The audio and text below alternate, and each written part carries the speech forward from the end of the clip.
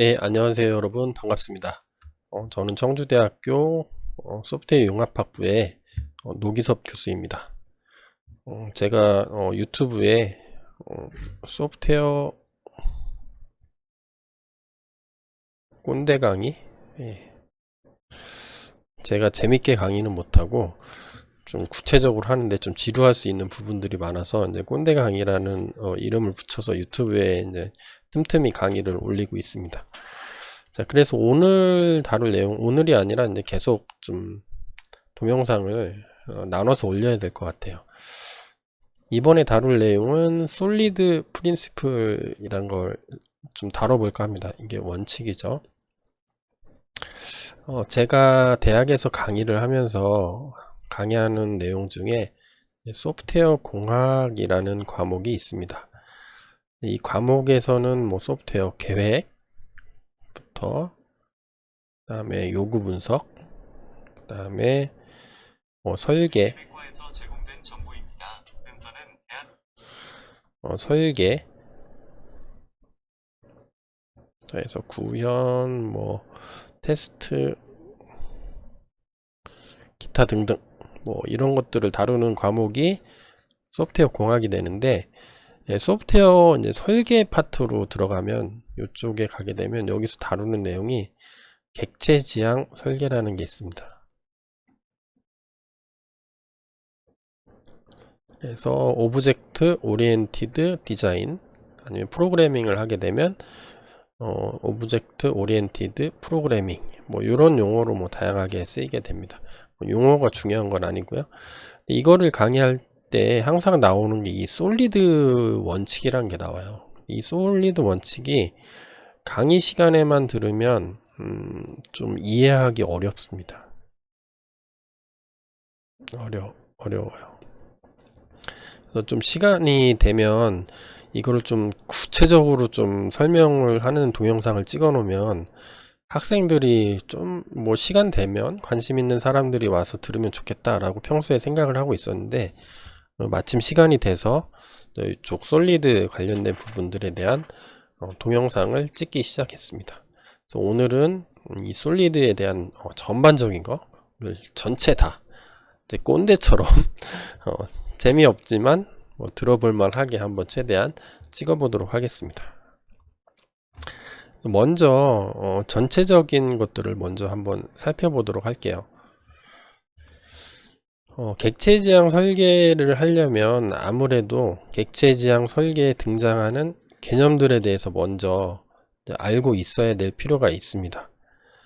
그래서 객체지향에서 등장하는 게 클래스라는 것들이 등장하고, 또 인스턴스, 그 다음에 객체라는 용어들이 이제 등장을 하게 되죠. 그래서 요거를 좀 간단하게 먼저 설명하고 솔리드 원칙으로 들어가도록 하겠습니다. 이게 뭐 괜히 제가 시간 잡아먹으려고 하는 게 아니라, 제가 이런 용어들을 강의하면서 계속 쓸 거거든요.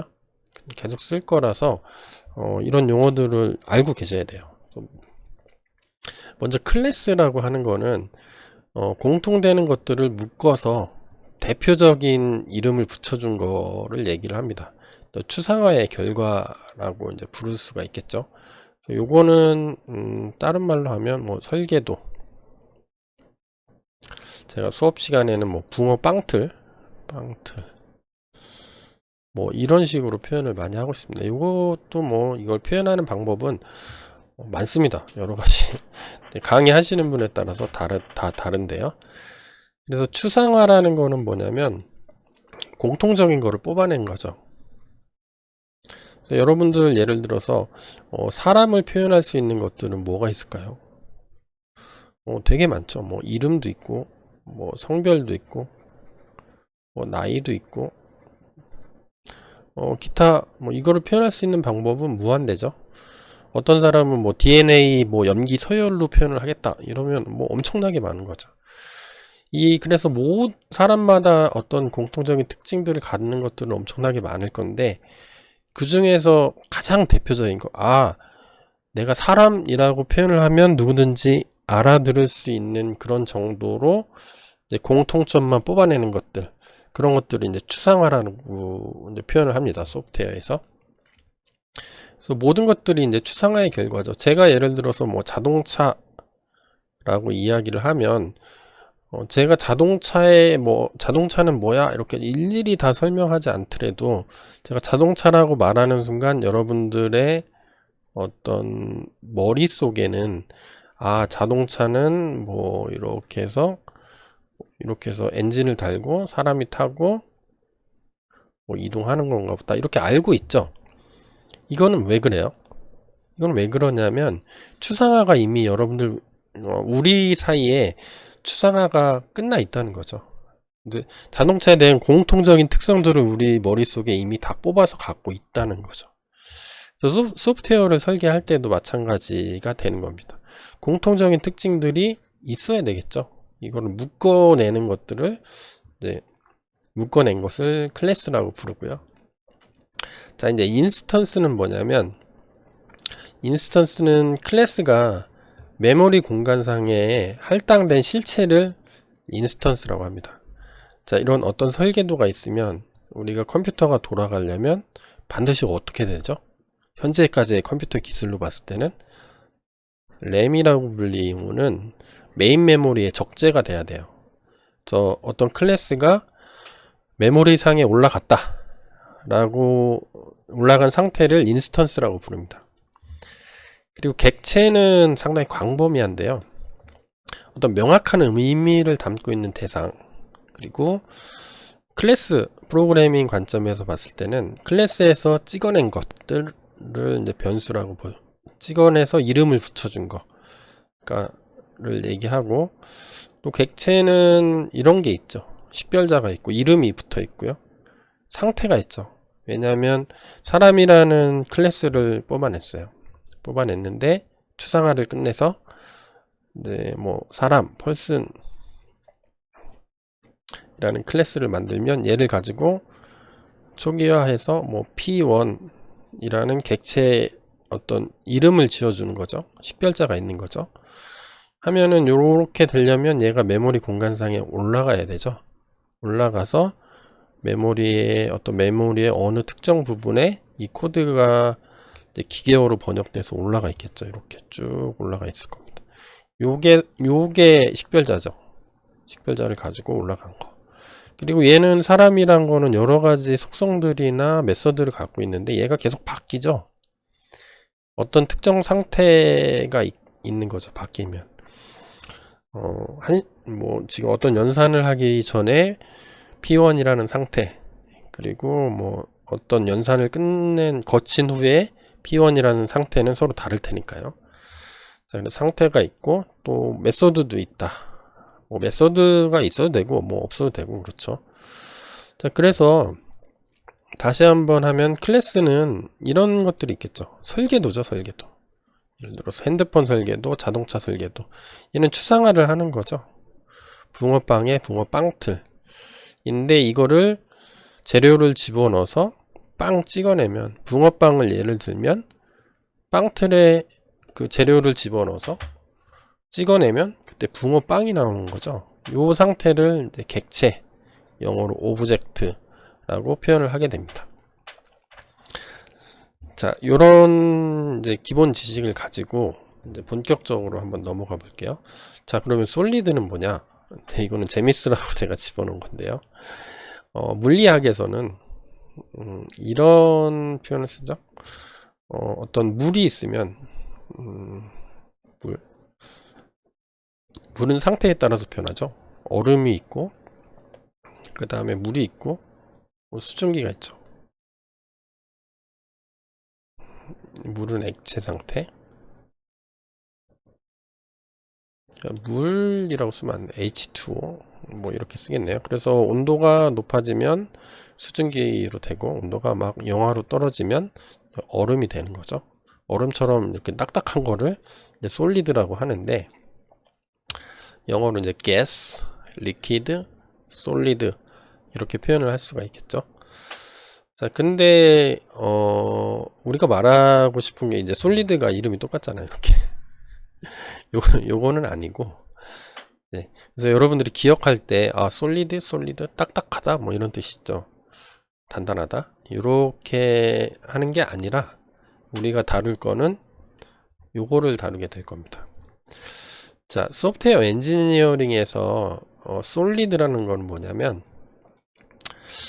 객체 지향 프로그래밍을 우리가 할 건데요. 오브젝트 오리엔티드 프로그래밍을 할 건데 쉽게 얘기하면 자바, 파이썬, C++, 뭐 이런 거로 코딩을 하게 되면 다 객체 지향으로 코딩을 대부분 다 하게 되죠. 이때 우리가 개발자들이 좀 지켜줬으면 좋겠어요. 이렇게 이런 원칙이 있는데 솔리드라는 게 있는데 이거를 잘 지키면 여러분들의 삽질을 줄여줄 수 있어요. 그래서 그렇게 해서 나온 게 이 솔리드 원칙입니다. 솔리드는 뭐 딱딱하다, 뭐 얼음처럼 뭐 고체 상태가 아니라 이건 뭐 약자예요, 약자. 각각의 원칙들이 5개가 있거든요. 그 5개의 첫 글자를 따면은 이제 솔리드라는 이제 알파벳을 이제 조합할 수가 있는데, 그래서 요거를 솔리드 원칙 이렇게 부릅니다. 여기 보면 S는 뭐 싱글 리스폰시빌리티, 그 다음에 O는 오픈 클로스, 뭐 그 다음에 L은 리스코프 서브스티튜션, 그 다음에 I는 인터페이스 세그리게이션, D는 디펜던시 인버전, 뭐 요런 뜻이 있죠. 그래서 요거의 앞글자를 다 딴 겁니다. 이렇게 리스코프, I 인터페이스, 디펜던시의 D, 이렇게 딴 거를 이제 솔리드라고 부르고 있습니다. 자, 그러면 이제 솔리드가 뭔지 한번 살펴봐야 되겠죠. 그래서 개략적으로 오버뷰를 한번 해볼게요. 아까 그림에서 이게 있었죠. 솔리드가 이제 앞자라고 그랬는데 첫 글자가 Single Responsibility Principle, 그래서 우리나라 말로 하면 단일 책임 원칙이라고 부릅니다. 네, 요거 핵심만 딱 정리하면 어떤 클래스를 우리가 설계를 할 때 하나의 클래스는 하나의 책임만 가지도록 코딩해야 된다, 이 원칙이에요. 그래서 여기 역시 솔리드의 요거의 앞글자를 따서 얘는 SRP 이렇게 줄여서 부르고 있습니다. 그래서 사람들이 SRP를 준수하지 않는 것 같아, 네 코드는. 그러면 단일 책임 원칙을 내가 위배했구나, 네, 이렇게 판단하면 되는 거죠. 자, 그럼 쭉 이어서 살펴볼까요? O는 요거예요. 오픈 클로스드 프린시플인데 이거를 우리나라 말로 하면 개방 폐쇄의 원칙 이렇게 부릅니다. 얘는 뭐냐면 지금은 그냥 들으세요. 왜냐하면 이제 오버뷰 하는 시간이기 때문에 쭉 살펴보는 거죠. 높은 데 올라가서 쭉 살펴보는 거니까 구체적인 내용은 이제 강의를 끝까지 듣게 되면 완벽하게 여러분들이 절대 평생 잊어먹지 않을 정도로 알게 되니까 다시 돌아가서 확장은 상속이죠. 일반적으로 상속에는 열려 있어야 하고 변경에는 닫혀 있어야 된다. 그 어떤 거냐면 상속은 쉽게 하고 어떤 변경은 좀 최소화하도록 이렇게 만드는 것이 개방 폐쇄의 원칙이고요. 세 번째 원칙은 L이죠. L은 리스크 오프 서브스티튜션입니다. 그래서 줄여서 LSP라고 불러요. 네, 리스크 오프는 요거는 사람 이름이에요. 요거 만드신 분 이름입니다. 이따가 강의할 때 나올 겁니다. 여자분인데 이분 이름을 따서 리스크 오프 교체의 원칙 이렇게 부릅니다. I는 뭐냐면 여기가 되겠죠. 인터페이스 세그리게이션 프린시플 이렇게 부릅니다. 그래서 요거를 그대로 한국말로 바꾸면 인터페이스 분리의 원칙이다, 이렇게 부릅니다.